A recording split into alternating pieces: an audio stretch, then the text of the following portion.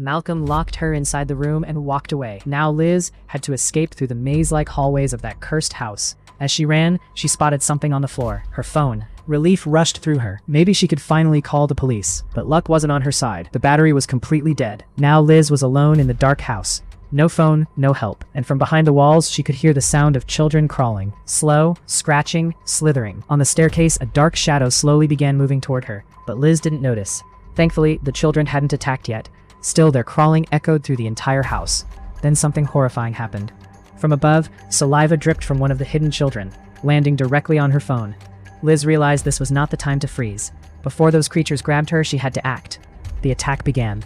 Liz ran for her life and threw open the balcony door. But there was no escape, only a raging river below. She thought maybe she could climb along the wall and jump toward the forest. Easy to think, impossible to do. And it wasn't just one child chasing her. It was an entire swarm of those demonic children.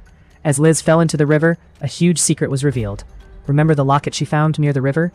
The photograph inside belonged to the same woman Malcolm shot 200 years ago. And the most shocking part?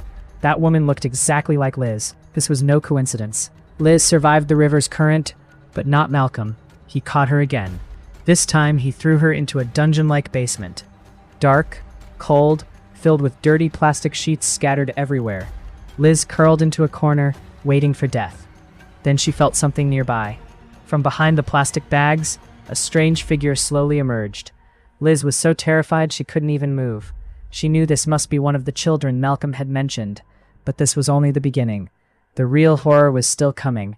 From the darkness, the same plastic bag-faced figure stepped forward. Liz felt frozen in place, and when the figure removed the plastic from its face, her world collapsed. Those children didn't look human, not from any angle. Liz could only force a helpless smile. She didn't understand why they were staring at her like that, why they were touching her. Every touch felt like her mind was splitting apart. Meanwhile, upstairs, Malcolm didn't care what was happening in the basement. He had music playing loudly. He felt like a king. He believed his immortality plan was perfectly secure. As night grew deeper and Malcolm lay down to sleep, something horrifying began happening.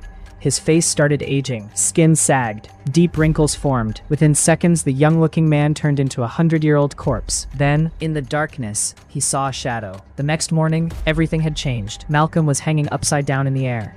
His body had turned pale. His breathing was fading. Liz stepped outside, but this was no longer the frightened Liz. Malcolm screamed in anger. "What is happening? Why am I not immortal?" Liz ignored him. She picked up that same strange cake and forced him to eat it. He didn't want to, but he no longer had control over his body. The trap he had set for other women had finally trapped him. Now Malcolm was nothing more than a trembling old man, and Liz was the new master of the house.